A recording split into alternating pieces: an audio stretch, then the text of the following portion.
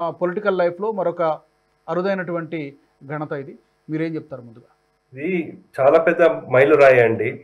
ఎవ్వరు ఊహించలేదంటే కాంగ్రెసేతర ప్రభుత్వాలు ఏవి నిలబడలేదు అన్న ఒక నెరేటివ్ నుంచి ఫస్ట్ వాజ్పేయి గారు ఒక కొలిషన్ గవర్నమెంట్ ని నడిపిస్తే ఈయన ఫుల్ మెజారిటీ, అంటే మనకి first term second term BJP full majority వచ్చింది, నెక్స్ట్ ఎన్డీఏ మనకి ఫుల్ మెజారిటీ వచ్చింది.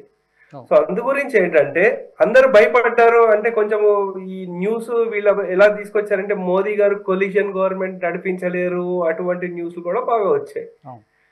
అయితే మనం ఇక్కడ చూసుకోవాల్సిన అంశాలు ఏంటంటే, అఫ్ కోర్స్ నెహ్రూ గారు మనకు అప్పుడే దేశ స్వాతంత్రం వచ్చింది, అప్పుడు ఉండే సమస్యలు వేరు, ఇందిరాగాంధీ గారు ఉండే సమస్యలు వేరు, అప్పుడు వీరు వచ్చినప్పుడు వేరే వేరే సమస్యలు. కానీ బేసిక్ ఇష్యూ ఆర్ ఏవైతే కొన్ని వేరే అంశాలు ఉన్నాయో దాన్ని ఎలా హ్యాండిల్ చేశారు అనేది కూడా చూసుకోవాలి.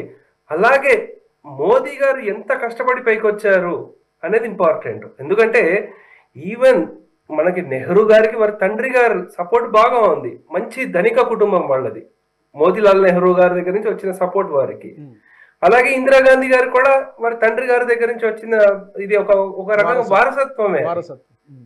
ఈయన పాపం కష్టపడుకుంటూ వచ్చారు కదా. ఈవెన్ పాలిటిక్స్ లో వచ్చేదానికంటే దగ్గర దగ్గర 25-30 సంవత్సరాలు ఆయన ఆర్ఎస్ఎస్ లో ఉండి ప్రచారకగా ఉండి మొత్తం దేశం అన్ని చోట్ల తిరిగి అప్పుడు రాజకీయాల్లోకి వచ్చారు. రాజకీయాల్లో పవర్ కి డైరెక్ట్ గా రాలేదు, అసలు సంస్థాగతంగా అన్నిట్లో అన్ని భాగాల్లో వారు కష్టపడి పనిచేసి వారిని నేర్చుకుని అప్పుడు మళ్ళీ రాజకీయాల్లో వచ్చారు వారు. అది ఒకటి. ఇంకోటి మనకి ఇక్కడ ఒక దగ్గర 15 అంశాలు ఉన్నాయి, కానీ అవన్నీ మనం డిస్కస్ చేసుకోవడం కష్టం అవుతుంది. కానీ ముఖ్యంగా మనకి ఎకానమీ చూసుకుంటే ఫస్ట్, ఎందుకంటే ధనం మూలం ఇదం జగత్, మనకి డబ్బులు ఉంటేనే ఎవరైనా మనకి వాల్యూ ఇస్తాడు, వేరే వేరే దేశాలనే ఎవరైనా సరే. అప్పుడు నెహ్రూ గారి హయాంలో మనకి జీడిపి గ్రోత్ చాలా తక్కువ ఉండేదండి, ఒక 4% ఎంతో ఉండేది. అప్పటికి వాళ్ళు వారు తీసుకొచ్చినవి ఏంటి, 5-year ప్లాన్స్, లేకపోతే హెవీ ఇండస్ట్రీలు వాటిని ప్రమోట్ చేయడము, ఇంకా రిజర్వాయర్లు వాటిని డెవలప్ చేయడం చేశారు. కానీ అప్పుడే ఈ లైసెన్స్ రాజ్ అనేది ఒకటి తీసుకొచ్చారు. సో అది తీసుకురావడంతో ఏమైందంటే ప్రైవేట్ పార్టిసిపేషన్ లేకుండా అయిపోయింది. సో అలాగే మన ఇందిరాగాంధీ గారి హయాంలో కూడా అదే కుంటుపడుతూ వచ్చింది. సో జీడిపి 3-4% అలా పెరుగుతూ వచ్చింది. మొత్తం నేషనలైజ్డ్ బ్యాంక్స్ అన్నిటినీ కూడా, మామూలు బ్యాంక్స్ అన్నిటినీ నేషనలైజ్ చేసేసింది ఆవిడ. దాంతో ఏంటంటే ఒకప్పుడు చెప్పాలంటే పీక్ హైయెస్ట్, ఇప్పుడు ఇన్కమ్ ట్యాక్స్ ఇంత ఎక్కువ ఉంది అంటున్నారు, అప్పుడు వారి హయాంలో 97% ఇన్కమ్ ట్యాక్స్ ఉండేది, ఒక హైయెస్ట్ ఇన్కమ్ ట్యాక్స్. అలాగే ఏంటంటే గరీబీ హటావో అని నినాదం ఇచ్చారు. అదే నినాదాన్ని రాజీవ్ గాంధీ గారు కానివ్వండి, మన సోనియా గాంధీ గారు కానివ్వండి, రాహుల్ గాంధీ గారు అదే ఇంకా పట్టుకున్నారు. అంటే దగ్గర దగ్గర 40 సంవత్సరాలైనా 50 సంవత్సరాలైనా అదే నినాదం పట్టుకుని అలాగే ఉన్నారు. మోదీ గారి టర్మ్ లో చూసుకుంటే అండి, వారు గవర్నమెంట్ ఫామ్ చేయడానికి వచ్చినప్పుడు భారతదేశ ఆర్థిక వ్యవస్థ కుప్పకూలిపోయే స్టేజ్కి వచ్చింది. అప్పుడు దాన్ని ఏమనేవారు అంటే ఫ్రెజైల్ 5 అనేవారు.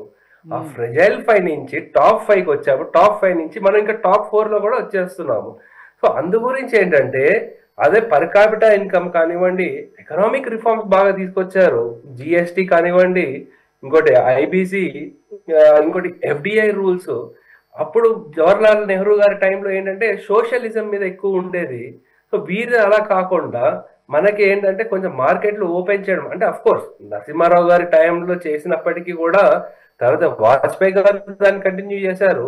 దాని తర్వాత మళ్ళీ వీరు మోదీ గారు ఇంకా దాన్ని ముమ్మరంగా ఇంకా ముందుకు తీసుకెళ్లారు. అది ఆర్థిక వ్యవస్థలో మనకి చాలా అభివృద్ధి చెందామండి. సో అందు గురించి ఈ ముగ్గురు వీళ్ళ చూసుకుంటే మనము వారి టైంలో అయితే మనం ఎవడు అప్పులు ఇస్తాడా, ఎప్పుడు అప్పులు తీర్చుకోవాలా, లేకపోతే అవి చూసాము.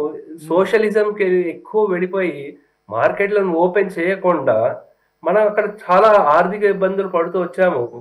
మనకు కూడా ఈ తరం కాకుండా మన ముందు తరం కూడా అసలు పిల్లలకి చదివించడం, వాళ్ళకి 2 పూట్ల భోజనం పెట్టడమే గగనం అయిపోయేది.